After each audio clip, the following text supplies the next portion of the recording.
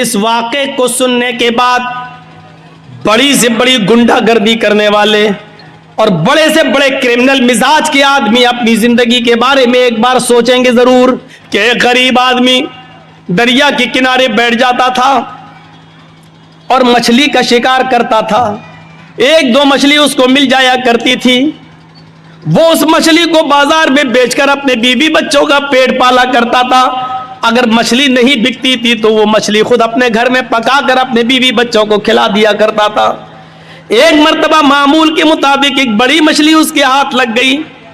وہ اس کو بازار میں بیچنے کے لیے جا رہا تھا.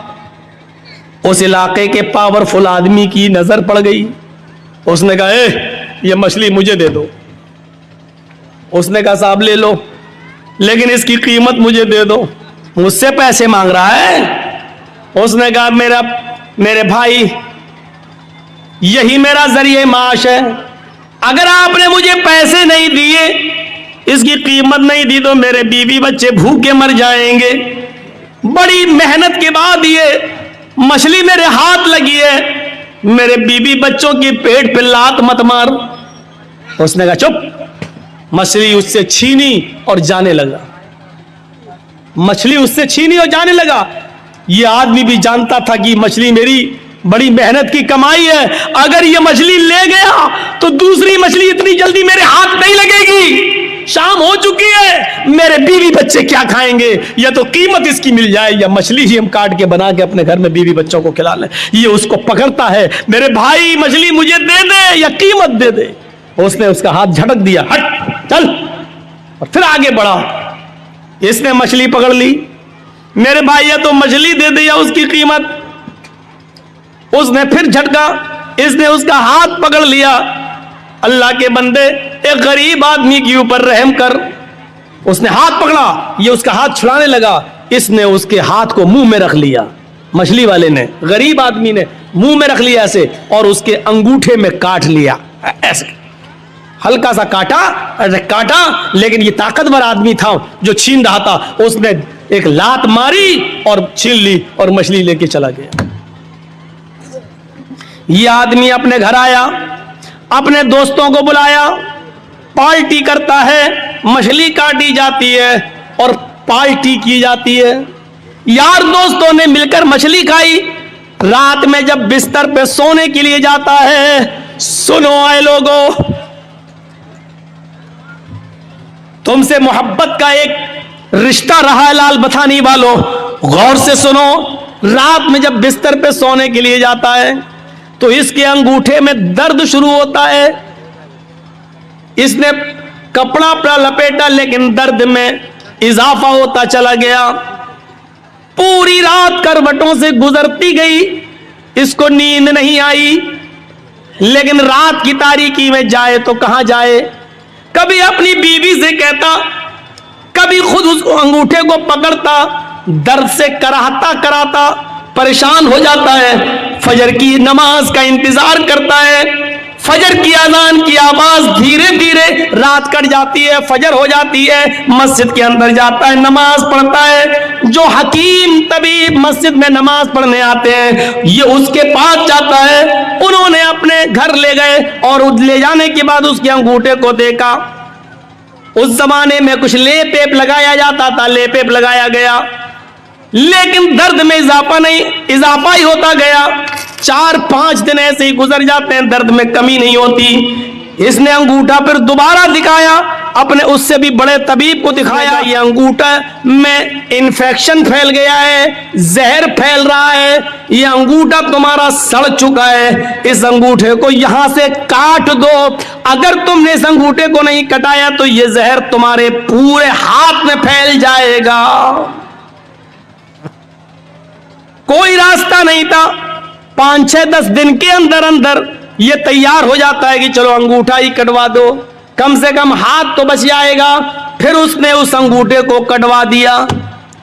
1 مہینہ 2 مہینہ کٹ گیا لیکن اس کا کچھ عنصر باقی رہ گیا تھا. اس نے دھیرے دھیرے پورے پنجے کو خراب کر دیا. پھر درد بڑھنے لگا. 3-4 مہینے کے اندر پورا کا پورا ہاتھ کا پنجہ سڑ گیا.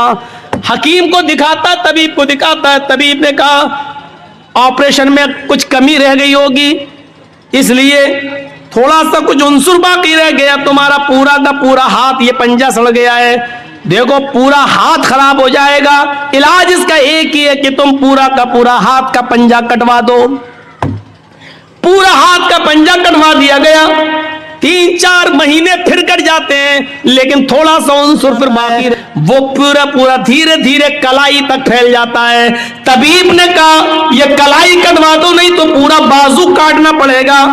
कलाई कट जाती है, 3-4 महीने के बाद ये बाजू तक जहर फैल जाता है। तबीब ने कहा पूरा का पूरा बाजू कटेगा, नहीं तो ये जहर पूरे जिस्म के अंदर फैल जाएगा।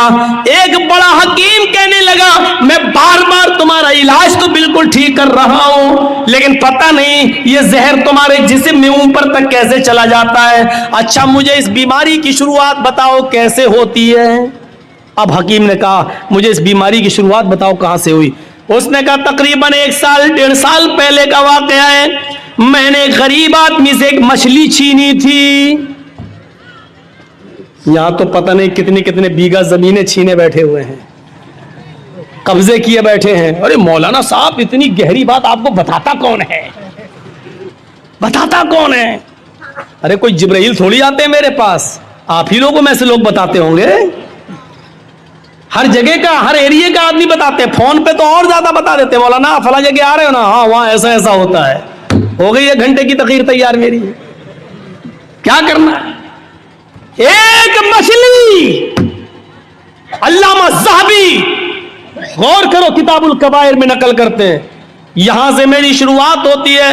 उस गरीब आदमी ने कहा कि मेरे बीवी बच्चे क्या खाएंगे, या तो इसकी कीमत दे दे या मछली दे दे। लेकिन मैं पावरफुल आदमी था, उसने हिम्मत कैसे की, लेकिन मछली जब छीन रहा था मैं उससे लेके आया तो उसने मेरा हाथ पकड़ के मुंह में रख लिया। उसने मेरा हाथ काटा। उसने सोचा था कि हाथ काटेंगे तो दर्द की वजह से ये मछली छोड़ देगा, मैं उठा लूंगा, लेकिन मैंने एक लात मारी उसको, उसने मेरे अंगूठे में काट लिया। यहां से शुरुआत हुई दर्द की। उस हकीम ने कहा सॉरी, बाजू तो यहां से कटवाई दो, लेकिन बाजू काटने के बाद भी अब ये जहर तुम्हारे पूरे जिस्म के अंदर फैलेगा। अब तुम्हारे बचने का कोई रास्ता नहीं है। अगर तुम अपनी जिंदगी चाहते हो, खैर चाहते हो, तो उस गरीब आदमी को ढूंढ लो और तलाश कर लो और उससे जाकर अपनी गलती की माफी मांग लो। अगर उसने तुम्हें माफ कर दिया तो तुम्हारी बीमारी यहीं पर रुक जाएगी, और अगर माफ नहीं किया तो ये जहर अब बाजू कटने के बाद, हाथ कटने के बाद दूसरी जगह फैलेगा, सीने तक फैलेगा, पैरों तक फैलेगा, और एक दिन आएगा कि पूरा का पूरे जिस्म में जहर फैल जाएगा। लिहाजा अगर तुम अपनी जिंदगी बचाना चाहते हो तो उस गरीब आदमी से जाकर माफी मांग लो। यह आदमी शहर की गली गली में ढूंढता हुआ तलाश करता रहा उस गरीब आदमी को। 1 हफ्ते तलाश किया, नहीं मिला। 1 हफ्ते के बाद अचानक उसी हाल में मिला कि वो समंदर से, दरिया से कोई मछली लेकर जा रहा था। इस आदमी ने उसको देखा और पहचान गया, लेकिन वो गरीब आदमी इसको नहीं पहचान पाया।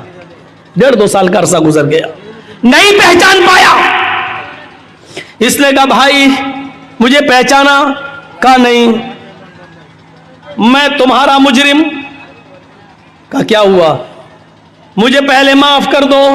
अरे भाई हुआ क्या? मैं माफी कैसे, माफ क्या करूं? तुमने गलती क्या की? कहा मैंने गलती क्या की, ये मछली है तुम्हारे हाथ में? हाँ। ऐसे ही 1-1.5 साल पहले कोई मछली थी, मैंने तुमसे वो मछली छीनी थी। तुम मेरे सामने गिड़गिड़ाते रहे कि मेरी बीवी और बच्चों के पास इसके अलावा कोई दूसरा रास्ता नहीं है, लेकिन मैंने तुम्हारी एक न सुनी। तुमने मेरे अंगूठे में काटा था और उसके बाद मैंने लात मारी थी और तुम्हें छोड़ दी, तुम मछली छोड़ दिए थे और मैं लेके चला गया था। उस अंगूठे के बाद फिर मेरा हाल ये हुआ कि उस रात में दर्द हुआ। धीरे धीरे 5-6 दिन के बाद अंगूठा पक गया, अंगूठा काटा गया। फिर ये जहर मेरी पंजे तक पहुंचा, पंजा काटा गया। फिर कलाई तक पहुंचा, कलाई काटी गई। फिर कोहनी तक पहुंचा, कोहनी काटी गई। अब मेरा बाजू भी काट दिया गया। हकीम ने कहा कि जिस गरीब पे तुमने जुल्म किया उसको जब तक माफी नहीं मांगोगे वो तुम्हें माफ नहीं करेगा, तब तक तुम सही नहीं होगे। इसलिए अल्लाह के बंदे मुझे माफ कर दे। उसने कहा मैं सिद्क दिल से, दिल की गहराई से तुझे माफ करता हूं मेरे भाई। मुझे नहीं मालूम था کہ میری بد دعا ایسا اثر کرے گی, میری بد دعا رنگ لائے گی. اگر مجھے معلوم ہوتا کہ ایسا ہو جائے گا تو میں تمہیں کبھی بد دعا نہیں دیتا. اس آدمی نے پوچھا, میرے بھائی کیا تم نے مجھے بد دعا دی تھی؟ اس غریب آدمی نے کہا, جب تم میرے ہاتھ سے مچھلی چھین کے لے گئے, میرے پیٹ میں ایک لات مار گئے, میں یہاں بیٹھ گیا, میری بیوی اور بچوں کے پاس اس رات کھانے کے لیے کچھ نہیں تھا. جب تک میں تمہیں دیکھتا رہا, بد دعا دیتا رہا. اے اللہ, اس انسان نے میری بیوی اور میرے بچوں کے پیٹ پہ لات ماری ہے. اے اللہ, اس کو ایسی سزا دے جو دنیا کے لیے نشان عبرت بن جائے, ایسی سزا دے جو دنیا والوں کے لیے مقام عبرت بن جائے. میرے بھائی, مجھے کیا معلوم تھا؟ اس دن تو غصے میں نکل گئی, لیکن مجھے معلوم نہیں تھا کہ اللہ رب العالمین قبول کر لے گا. سنو, یہ ہوتی ہے مظلوم کی بد دعا کا اثر. اسی لیے اللہ کے نبی صلی اللہ علیہ وسلم نے کہا تھا, اتقی دعوت المظلوم, مظلوم کی بد دعا سے بچنا. اس لیے کہ مظلوم جب کوئی بد دعا دیتا ہے تو اس بد دعا کو آسمان کے پردے بھی روک نہیں پاتے, ساتوں آسمان کے دروازے اس کے لیے کھل جاتے ہیں. مظلوم کی بد دعا اور اللہ کی کرسی عرش کے پاس جانے میں کوئی دیوار نہیں ہوتی ہے. مظلوم کی بد دعا ڈائریکٹ اللہ کے پاس جاتی ہے, اس بد دعا کو لے جانے والے فرشتے نہیں ہوتے ہیں. مظلوم نے یہاں بد دعا دی, وہ بد دعا آسمان کے سینے کو چیرتے ہوئے ڈائریکٹ عرش سے ٹکراتی ہے, اور عرش والا جواب دیتا ہے, میرے مظلوم بندے کی بد دعا میرے پاس آئی ہے, اس بد دعا نے میرے عرش کو جھنجھوڑ دیا ہے, یعنی مجھ سے انصاف مانگ رہا ہے میرا مظلوم بندہ. اب میں ایسا انصاف دوں گا اس مظلوم بندے کو جو دنیا کے لیے نشان عبرت بن جائے گا. میرے بھائیوں, جہاں سارے لوگ سچا فیصلہ کرنے سے قاصر رہیں, وہاں اللہ رب العالمین کا فیصلہ پھر سامنے آتا ہے. جہاں کوئی مجرم کو سزا نہیں دے تو اللہ رب العالمین پھر وہاں سزا, پھر اللہ کی سزا کام آتی ہے, پھر وہاں اللہ سزا دیتا ہے. اس لیے مظلوم کی بد دعا سے بچو. آپ یہ مت سوچو بہت بے ایمانی کی کمائی سے ہم بہت زیادہ خوش ہیں اور اس سے ہماری کہیں نہ کہیں نکلے گی. آپ نے اپنے بچوں کے لیے کر رہے ہو, اور جب وہی بے ایمانی کی کمائی آپ کے بچے استعمال کریں گے تو کسی نہ کسی کو کینسر ہوگا, کسی نہ کسی کی کڈنی فیل ہو جائے گی, کہیں نہ کہیں تو اللہ اس کو وصول کرے گا, کسی نہ کسی شکل میں کرے گا. ہونا ہے ہمارے ساتھ, اور دنیا میں یہ انجام دکھائے گا. دیکھو